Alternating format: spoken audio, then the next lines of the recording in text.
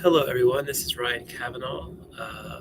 I'll be going over my research proposal during for this class. So the title of this is "Working Through Conflict as a Confrontational Manager with Subordinates Who Avoid Such Conflict." So this is one that really resonated with me when we started this project. We started this paper as I am a manager. I've been a manager for 5 or 6 years in this position, and I learned when you're a manager, you have to confront the conflict. You have to address it in order to move forward. And I have noticed throughout my 5 or 6 years of doing this that all of my subordinates who are all younger do not like confrontation by any means. They love to avoid that conflict.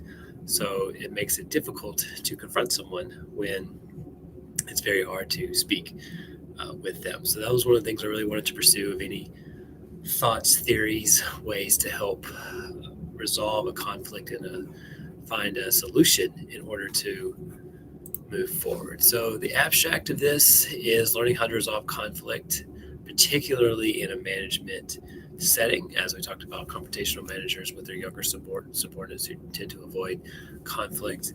So do some literature review on that, which we'll talk about.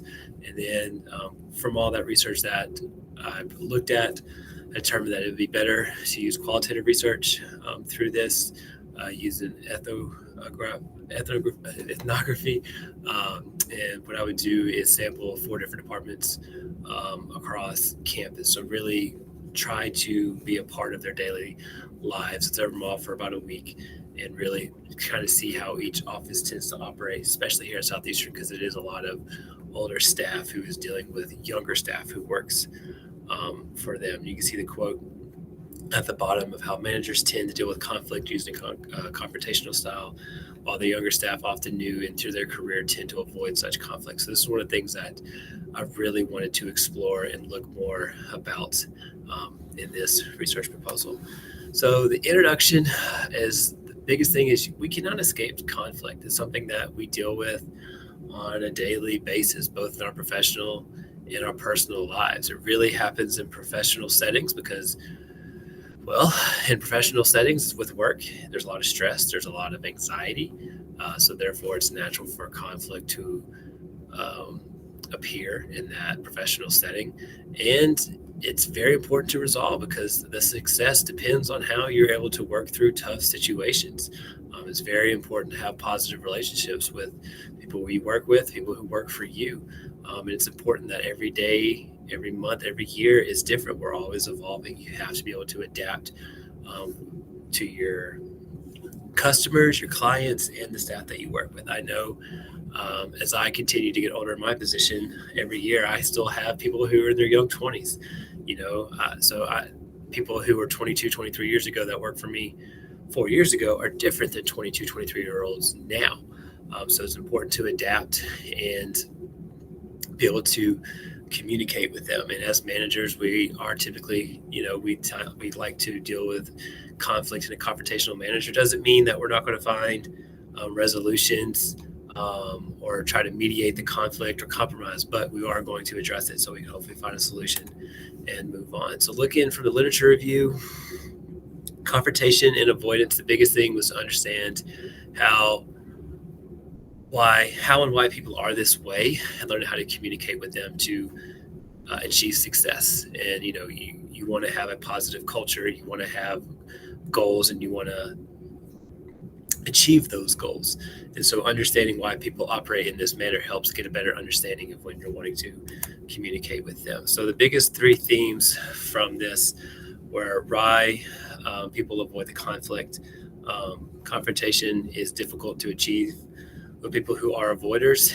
And the biggest thing is you need to secure a strong goal-oriented relationship with that person. The biggest thing is, within your relationship history, managers handle and resolve the conflicts. That's their job. Where when people avoid conflicts, a lot of it was they avoid conflicts. Is that something they have been their entire lives? It's something they have learned from previous life situations, topics of conversations, and people who have this conflict of who like to avoid it, it's, they say it's purely physical or mental as well.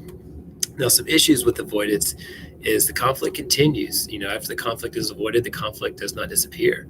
Conflict will persist in people's minds and will likely bring up another situation to where you're in this continuous loop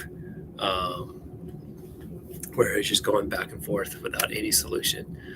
The other thing is with confrontational attitude, the managers like to use this approach typically in a work setting is provides, quick, direct path to resolve conflict. When you're a manager, you have goals, you're trying to achieve those goals, and you need to do so in the quickest way possible, the most efficient way possible. A lot of times it's not the best manner, the best way to go about things, but that's, especially in today's world, that's how we typically have to operate.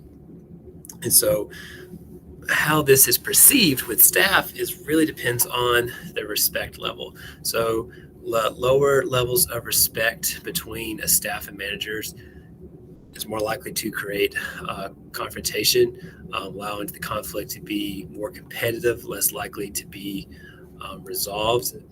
So much like, avoidance, when conflict is addressed aggressively, conflict can negatively affect the working environment. And it's like that the other way. Excuse me for a second. And the other thing is you have to create a healthy view. It's up to the manager to create a healthy working environment. Managers are not concerned with winning the conflict. And it's important to create a productive culture and be equal and excel using an aggressive conflict style.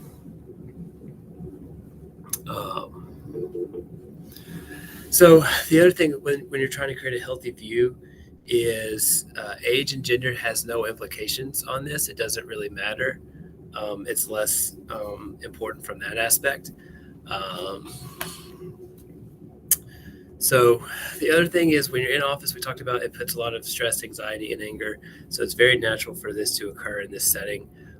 It's important for the managers to be responsible and be aware of struggles within their staff, be mindful of what's going on to try to help lead to a more positive working environment, trying to get to that goal of achieving success. And then working towards goals. Know your role, nobody else's. It's important to understand everybody's role and contributions that can help prevent conflict. And then within my experience, I hire new people and I make them very aware on how we operate. What's our culture? What's our standard? And having them prepare and be mentally prepared for what they're walking into and what we expect. I've learned when people are on the same page, it helps allow conflict to not occur. As you know, a lot of times within conflict, people, it could be a he said, she said, or people aren't thinking they're pulling each other's weight. But when people are on the same page of what expectations are being done throughout and how everybody's, working towards the same way, that helps alleviate some of that conflict from occurring. So some of the suggestions from the literature review is researchers saying how there's not really a clear model. There's no exact way of how to handle a situation. This kind of just depends upon the relationship. More research needs to go into how the manager controls the narrative. Why is this kind of the way? I like to think of vertical leadership compared to horizontal leadership. Why is this the way that a lot of offices operate, and that's the culture? But then all the literature said how there's just kind of a lack of experiments on this topic, which leads to the research side of things. So the research question is, how can managers of an older age, their subordinates who prefer to deal with conflict in a confrontational manner handle the issue with their subordinates early into the working career, who instead rather avoid the situation from occurring? So the methodology in this, do qualitative methods.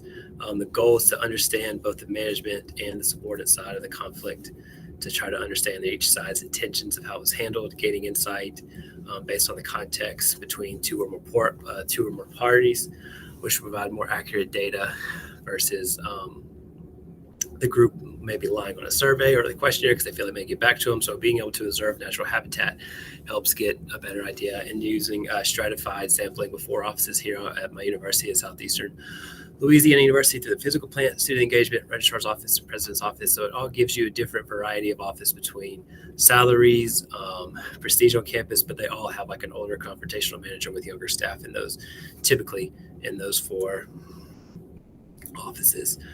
So yeah, just looking at the proposal and what we're looking for is, from this, it's just all about communication and the relationships that you build with your staff.